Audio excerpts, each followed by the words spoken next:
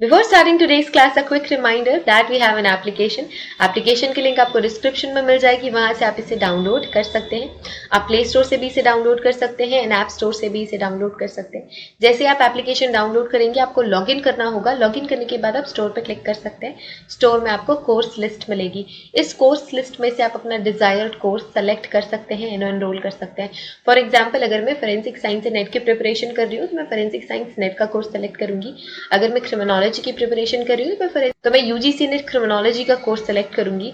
अगर मैं मास्टर्स की प्रिपरेशन कर रही हूँ और मुझे सेमेस्टर क्लासेस चाहिए तो मैं सेमेस्टर क्लासेस का कोर्स चूज करूंगी.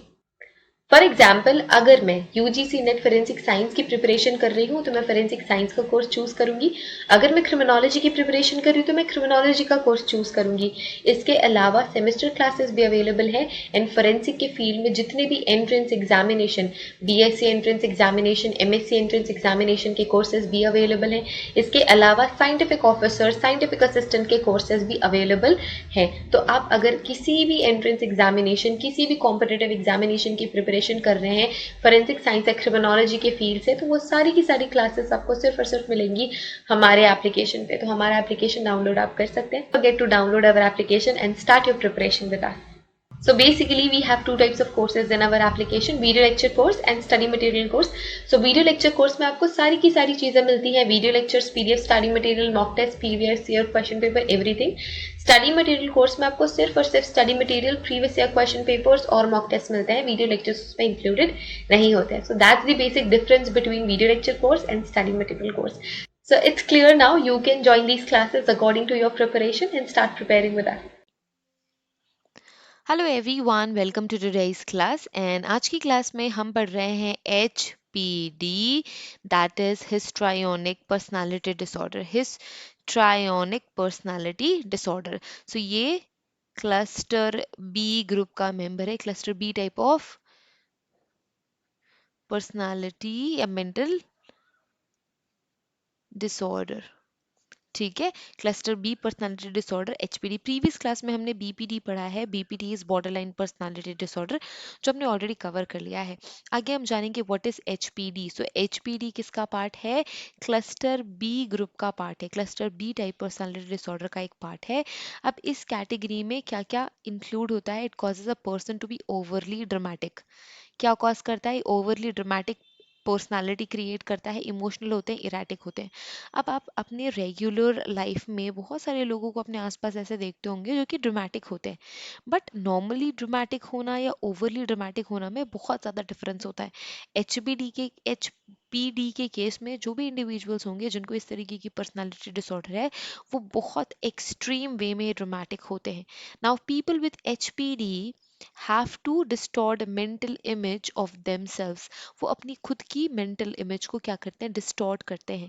They often base their self esteem on the approval of others. तो वो अपनी self esteem को दूसरों से approve करवाते हैं. Now this creates need to be noticed, because this is the people with HPD may resort to dramatic antics. So इस तरीके के जो इंडिविजुअल्स होते हैं वो दूसरों से अटेंशन चाहते हैं. बेसिकली जब कभी भी कोई भी इंडिविजुअल ड्रामा करता है तो क्या उसे मिलती है? वो बहुत ही ज़्यादा उसे अटेंशन मिलती है. या जिस तरीके के लोग जो ओवरली अटेंशन सीकर होते हैं, हो सकता है कि वो एचपीडी से जूझ रहे हों.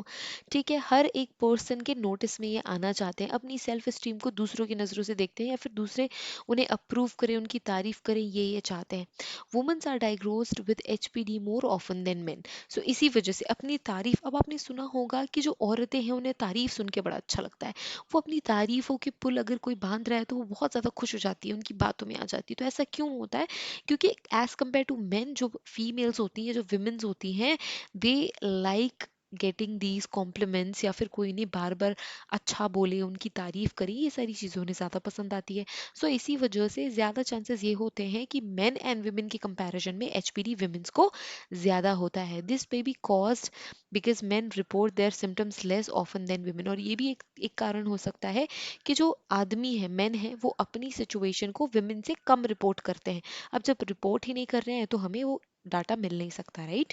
Then we have signs and symptoms of HPD. So sign symptoms क्या है? It is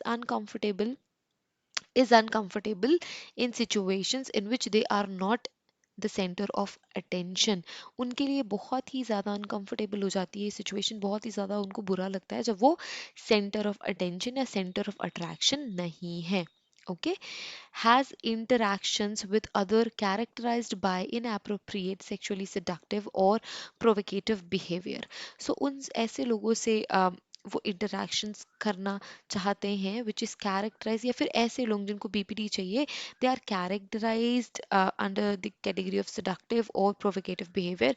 वो दूसरों को प्रोवोक करेंगे या फिर कैसी भी एक्टिविटी, ऐसा बिहेवियर जिससे कि किसी भी पर्सन को अम, एक पर्टिकुलर वे में फील हो सके, तो ये हो सकता है एचपीडी। इसके अलावा they display rapidly shifting and shallow expression of emotions. बहुत ही रैपिडली इनकी इमोशंस शिफ्ट होते हैं और बहुत शैलो होते हैं। Okay, consistently uses their physical attention to draw attention to self। और जिस तरीके की इनका फिजिकल अपीयरेंस होता है, अपनी फिजिकल अपीयरेंस से खुद पे अटेंशन ड्रॉ करने की वो बहुत ज़्यादा कोशिश करते हैं। They has a style of speech that is excessively impersonating or excessively impressionistic and lacking in detail। So इनकी बातों में कहीं भी आपको कोई डिटेल नहीं दिखेगी, वो बहुत ही ज़्यादा एक्ट करके बात करेंगे। Okay, then we have shows self dramatisation. इसके अलावा एग्जैजरेटेड एक्सप्रेशंस और इमोशंस, तो चीज़ों को बढ़ा चढ़ा के, एक्सट्रीमली बढ़ा चढ़ा के बताएंगे। जो चीज़ें रियलिटी में जैसी है वैसे वो प्रेजेंट करते ही नहीं है, बहुत ही ज़्यादा एग्जैजरेट करेंगे चीज़ों को, ड्रामेटाइज कर देंगे एंड देन फिर वो एक्सप्रेस करते हैं।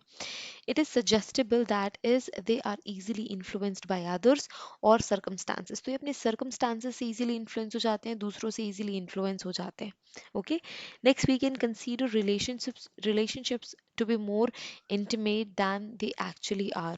So इनके relationships ज़्यादा intimate होते हैं जितने ये नहीं होते एक दूसरे के, कोई भी इंडिविजुअल्स जिनको एचपीडी है। Now causes of HPD, the exact cause of HPD is unknown at this point of time. फिर भी साइंटिस्ट बिलीव करते हैं कि इन्वायरमेंटल फैक्टर्स और जेनेटिक फैक्टर्स ऐसे कुछ फैक्टर्स हो सकते हैं जिसके थ्रू कोई भी इंडिविजुअल एचपीडी डेवलप करता है। Okay, some families have history of HPD, जो हम जेनेटिक्स फैक्टर की बात करते हैं, which leads credit to the theory that the condition may be explained in part by genetics। On the other hand, children of parents with HPD may simply exhibit behaviors they learned from their parents। तो ऐसा हो सकता है उन्होंने अपने parents से सीखा और उनके बच्चे अपने पेरेंट्स से सीख रहे हैं, इस वजह से हम इसे जेनेटिक्स की कैटेगरी में ला सकते हैं। It is also possible that a lack of discipline और positive reinforcement of dramatic behaviors in childhood can cause HPD। अगर बचपन में कोई भी बच्चा ओवरली ड्रामेटिक है और बहुत ही ज़्यादा ड्रामेटिक है, तो उसे इनकरेज किया गया है उसी बिहेवियर के लिए, उसे नहीं संभाला गया, तो ऐसे सिचुएशन में भी एचपीडी क्या होता है, डेवलप होता है। A child may learn HPD behaviour as a way to get attention from their parents. कई बार ऐसा भी होता है, वो सारे पेरेंट्स जो अपने बच्चों को नेग्लेक्ट करते हैं, उनके बच्चे अपने पेरेंट्स का अटेंशन पाने के लिए भी बहुत सारी ऐसी एक्टिविटीज़ करते हैं जिससे कि उनके पेरेंट्स क्या हैं, उन पे ध्यान दें, उन पे अपना अटेंशन शिफ्ट करें। तो ये भी हो सकता है। No matter the cause, HPD usually present itself by early adulthood. तो अर्ली अडल्टहुड में विजिबल होता है, कभी कभी ये खुद से ही एक्सप्रेस हो जाता है। Next we have narcissistic personality disorder. तो नार्सिसिस्टिक पर्सनालिटी डिसऑर्डर हम नेक्स्ट क्लास में कवर करेंगे, क्योंकि मैंने लास्ट क्लास में आपको ऑलरेडी बोला हुआ था कि हम डिफरेंट डिफरेंट जो ये पर्सनालिटी डिसऑर्डर हैं, बेसिकली जो cluster B type of personality disorder है, एक एक वीडियो में एक एक टॉपिक हम कवर करने वाले हैं। जैसे कि हमने प्रीवियस लेक्चर में बॉर्डर लाइन कवर करा, आज हमने कवर करा एचपीडी, एंड देन हम नेक्स्ट कवर करेंगे NPD, that is narcissistic personality disorder. I hope ये लेक्चर आप सभी के लिए बहुत ही ईजी और हेल्पफुल रहा होगा। अगर आपको ये लेक्चर पसंद आया तो click the like button, share it with your friends, and if you have any question, query और doubt, you can comment those down below and I will get to you. Okay, thank you so much for watching this video. Have a great day ahead, and if you want to join any of our classes, link जो है आपको description में मिल जाएगी। सारी classes available हैं हमारे official application पे, तो don't forget to join the classes. Bye everyone, see you guys in the next video.